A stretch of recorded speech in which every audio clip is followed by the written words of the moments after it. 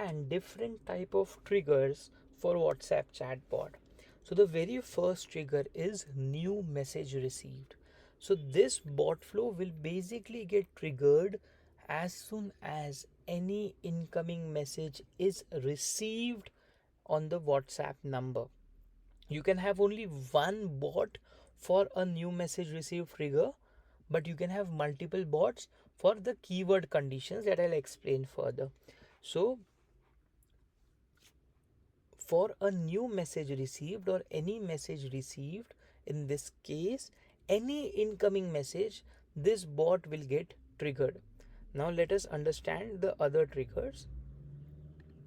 The second is a message match keyword condition.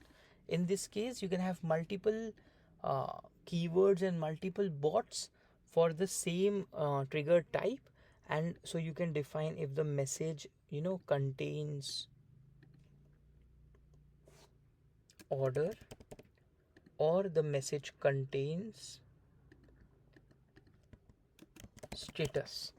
So if the incoming message contains order or status, this particular bot flow will get triggered, and then the user will be basically taken to various steps. Now one very important information, what is the difference, or the third trigger type is hot keyword. What is the difference between these both?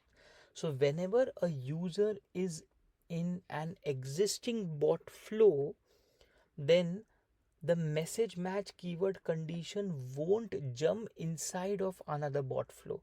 But if you have set a hot keyword, so if your user is possibly in an existing bot flow, and in between they want to ask the status of your order, and you have a separate bot flow for it, then if the keyword is set in the case of hot keywords, then this bot or the second bot would basically jump in between the existing bot flow of the user. This is similar to match keyword condition. The only difference is hot keywords would intervene in another bot flow, but match keyword won't intervene in another bot flow.